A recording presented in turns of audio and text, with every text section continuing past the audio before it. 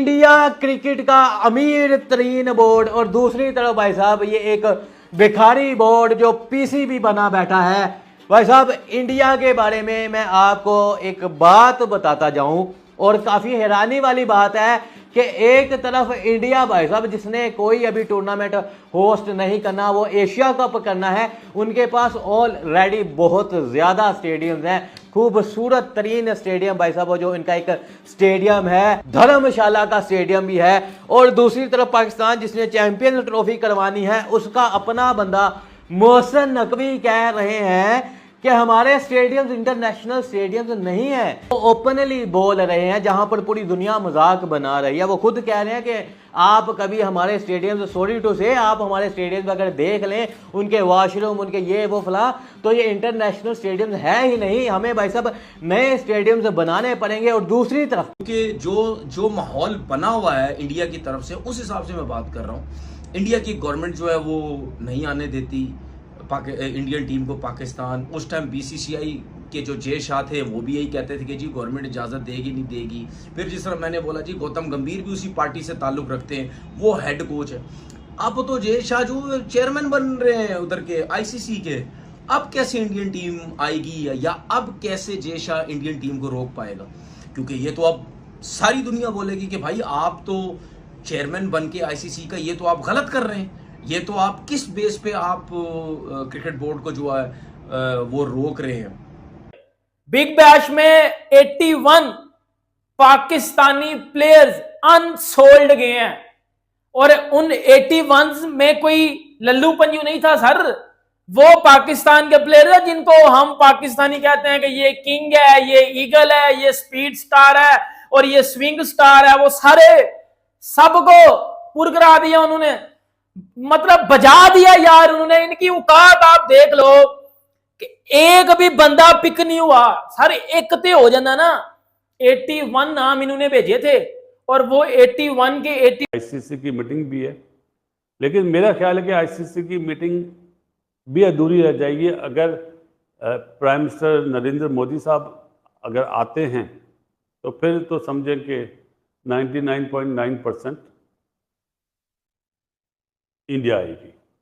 वरना अगर वो प्राइम मिनिस्टर साहब नहीं आते और फिर आईसीसी के कोर्ट में होगा कि जय शाह साहब किस तरह हैंडल करते हैं। बीसीसीआई के अध्यक्ष और क्या सेक्रेटरी क्या है वो जनाब इंटरनेशनल क्रिकेट काउंसिल आईसीसी के ऑफिशियली चेयरमैन बन गए हैं और 1 दिसंबर 2024 को अपने ओहदे का हल्फ लेंगे। अब ये कुछ यूट्यूबरी है इंडिया के, कुछ यहाँ के, पाकिस्तान के लिए बुरा है, अच्छा नहीं है, फलाना नहीं है, ढिमकाना नहीं है, कुछ चैनल वाले भी देखें। मेरा ज़ाती ख्याल है, ज़ाती। हेलो दोस्तों, जैसा कि चेयरमैन बनने के बाद से ही पाकिस्तान पूरी मीडिया पूरी तरह चिलमिलाया हुआ था। आज लगभग 4 से 5 दिन अनाउंसमेंट हो चुके हैं, पर अभी भी पाकिस्तानी मीडिया का रिएक्शन आने नहीं रुक पा रहे हैं। इस बारे में हम 2-3 वीडियो ऑलरेडी डाल चुके हैं, लेकिन फिर भी रिएक्शन काफ़ी ज़्यादा आ रहे हैं, तो हमें भी एक और वीडियो बनानी पड़ रही है इसलिए, ताकि आप लोगों तक सारी जानकारी। तो मुझे तो ऐसा लगता है कि जैसा कि चेयरमैन बनने से सबसे ज़्यादा दिक्कत तनवीर को हुई है, उससे ज़्यादा दिक्कत तो पूरे पाकिस्तान को भी नहीं होगी। मुझे इस तरीके से लगा, जिस तरीके से वो बयानबाजी कर रहा है। कभी वो बोलता है कि आईसीसी का चेयरमैन बीजेपी का एजेंट है, कभी बोलता है कि आईसीसी जैसा कि गुलाम है, कभी कुछ बोलता है, कभी कुछ बोलता है। दोस्तों, तनवीर हमेशा बाबर के ट्रोलर्स को जवाब देने की कोशिश करता रहता है, लेकिन वो कब तक जवाब देगा इस बात का तो खुद भी अंदाजा लगा पाएगा कि बाबर का लगातार फेलियर उसको निशाने पर आने से कब तक रोकता रहेगा। तनवीर बहुत ज़्यादा डिफेंड करता है बाबर आजम को, कभी कहता है कि बाबर आजम के जितने रन किसी के नहीं हैं, बाबर आजम जैसा बैट्समैन कोई नहीं। लेकिन जहाँ तक मैंने उसके रिकॉर्ड देखे हैं, पाकिस्तान टीम के लिए 1-2 सेंचुरी को छोड़कर उसकी सेंचुरी कभी काम नहीं आए होंगे। यार बाबर आजम के ऊपर आपको पता है आजकल क्या मीडिया, क्या सोशल मीडिया, हर तरफ से ठीक ठाक किस्म का क्रिटिसिज्म हो रहा है। अब इस क्रिटिसिज्म के आगे ना वो जिसे कहते हैं शक्तिमान बनकर आकर खड़े हुए हैं तनवीर भाई, तनवीर अहमद। उन्होंने जनाब मतलब समझो कि ये पीछे बाबर आजम खड़ा हो, ये तनवीर भाई खड़े हैं, सामने से क्रिटिसिज्म आ रहा है, और उन्होंने क्या किया कि उन्होंने शक्तिमान की तरह ना यूँ खड़े हो गए कि मेरे ऊपर से गुजर के जाओगे तो बाबर आजम तक पहुंचोगे, वरना मैं नहीं गुजरने दूंगा। वो नवाजुद्दीन सिद्दीकी का मुझे वो फिल्म का सीन याद आ गया कि जाना चाहती है तू, जाना चाहती है, मेरी लाश पर से गुजर जा। अगली गुजर गई, ये अलग बात है, फिर बाद में उसको गालियाँ ही दे रहे थे गंदी वाली। तनवीर भाई लिखते क्या हैं, जो लोग बाबर आजम को बोलते हैं वो सेल्फिश प्लेयर्स है। सेल्फिश प्लेयर्स है, सेल्फिश प्लेयर है तनवीर भाई, कुछ नहीं, स्लिप ऑफ टंग मेरे से भी हो जाता है, कोई बात नहीं। अपने लिए खेलता है, मैं चैलेंज करता हूं कोई भी प्लेयर सेल्फिश खेल कर भी ऑल 3 आईसीसी रैंकिंग पर आ जाए, मैं टीवी चैनल्स पर बैठना छोड़ दूंगा। लेकिन बोलता कौन है, जिसने कभी बैट नहीं पकड़ा। तुम लोगों आपसे मैं बात कर रहा हूँ, इंडिया की गवर्नमेंट जो है वो नहीं आने देती इंडियन टीम को पाकिस्तान। उस टाइम बीसीसीआई के जो जय शाह थे वो भी यही कहते थे कि जी गवर्नमेंट इजाजत देगी नहीं देगी। फिर जिस तरह मैंने बोला जी गौतम गंभीर भी उसी पार्टी से ताल्लुक रखते हैं, वो हेड कोच है। अब तो जय शाह जो चेयरमैन बन रहे हैं उधर के आईसीसी के, अब कैसे इंडियन टीम आएगी या अब कैसे जय शाह इंडियन टीम को रोक पाएगा?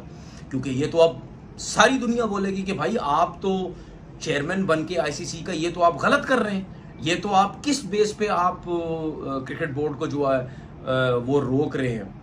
तो ये तो इनके लिए तो बड़ा प्रॉब्लम हो जाएगा, क्योंकि उस सीट पे बैठ के चाहे पाकिस्तान का भी चेयरमैन हो, आईसीसी का कोई भी चेयरमैन बनो, पाकिस्तान से ताल्लुक रखता हो जो भी, वो भी ये नहीं कह सकता या पाकिस्तान क्रिकेट बोर्ड की सपोर्ट नहीं कर सकता, क्योंकि वो जो चेयरमैन होता है आईसीसी का वो तो फिर उसके अंडर तो पूरे क्रिकेट बोर्ड होते हैं, उससे तो सबको लेके जो है वो चलना होता है। तो इस हिसाब से मैं कह रहा हूँ, इस हिसाब से तो जय शाह जो है वो मतलब ड्रामेबाजियां नहीं कर सकता, ना वो ये कह सकता जी अब तो मैं आईसीसी का चेयरमैन हूं, अब तो पाकिस्तान में टीम इंडिया की जा ही नहीं सकती किसी भी सूरत में। लेकिन जो दूसरा मेरे दिमाग में जो चीज आती है वो शायद ये हो कि प्री प्लान कर दें। वो ये हो सकता है कि जो बीसीसीआई का चेयरमैन है, जाहिर सी बात है वो तो इंडिया से ही ताल्लुक रखता है, अगर वो और ये जय शाह मिल के अगर ये प्लानिंग करते हैं कि भाई तुम जो है वो बीसीसीआई के चेयरमैन हो, तुम इस पे डटे रहो कि जी हम इंडियन टीम जो है वो पाकिस्तान नहीं भेजेंगे, बाकी मेरा काम है क्योंकि मैं तो अब आईसीसी का चेयरमैन बन चुका हूं। ये तो वैसे भी मैं अपनी बात कर रहा हूं, मैं वैसे भी बात करता था कि ये ड्रामेबाज है, ये ड्रामे करते हैं, ये जानबूझ के कहते हैं कि जी इंडिया की टीम वहां नहीं भेजनी, गवर्नमेंट का नाम भी लेते हैं, खुद भी गलत करते हैं। अब तो जय शाह चेयरमैन है, हो सकता है ये सारी मिली भगत हो के ये सब ये जो है वो ड्रामा कर दे, या हो बिग बैश में 81 पाकिस्तानी प्लेयर्स अनसोल्ड गए हैं और उन 81 में कोई लल्लू पंजू नहीं था सर, वो पाकिस्तान के प्लेयर है जिनको हम पाकिस्तानी कहते हैं कि ये किंग है, ये ईगल है, ये स्पीड स्टार है और ये स्विंग स्टार है। वो सारे सबको पुरगरा दिया उन्होंने, मतलब बजा दिया यार उन्होंने। इनकी औकात आप देख लो कि एक भी बंदा पिक नहीं हुआ सर, एक ते हो जाना ना। 81 नाम इन्होंने भेजे थे और वो 81 के 80 के जो माहौल बना हुआ है इंडिया की तरफ से, उस हिसाब से मैं बात कर रहा हूँ। इंडिया की गवर्नमेंट जो है वो नहीं आने देती इंडियन टीम को पाकिस्तान। उस टाइम बीसीसीआई के जो जय शाह थे वो भी यही कहते थे कि जी गवर्नमेंट इजाजत देगी नहीं देगी। फिर जिस तरह मैंने बोला जी गौतम गंभीर भी उसी पार्टी से ताल्लुक रखते हैं, वो हेड कोच है। अब तो जय शाह जो चेयरमैन बन रहे हैं उधर के आईसीसी के, अब कैसे इंडियन टीम आएगी या अब कैसे जय शाह इंडियन टीम को रोक पाएगा? क्योंकि ये तो अब सारी दुनिया बोलेगी कि भाई आप तो चेयरमैन बन के आईसीसी का ये तो आप गलत कर रहे हैं, ये तो आप किस बेस पे आप क्रिकेट बोर्ड को जो है वो रोक रहे हैं। बाबर आजम की जितनी भी सेंचुरी है हमेशा उसकी सेल्फ के लिए होती है, क्योंकि जब तक सेंचुरी में टीम की जीत ना हो तब तक उस सेंचुरी का क्या फ़ायदा, क्योंकि सेंचुरी की वैल्यू तब हो की जाती है जब टीम को उसकी ज़रूरत हो, और टीम की ज़रूरत तब होती है जब पाकिस्तान की टीम उस सेंचुरी के बदौलत जीत सके। लेकिन बाबर आजम कभी भी टाइम पर सेंचुरी तो छोड़िए, 50 रन का स्कोर करने में बहुत ज़्यादा उनके पैर घोड़े ढीले हो जाते हैं।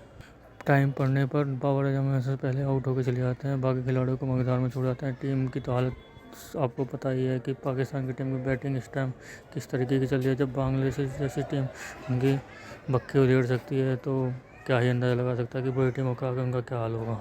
तो दोस्तों कैसी लगी आज की हमारी वीडियो, कमेंट करके ज़रूर बताएं। हमारे चैनल को सब्सक्राइब करें। धन्यवाद।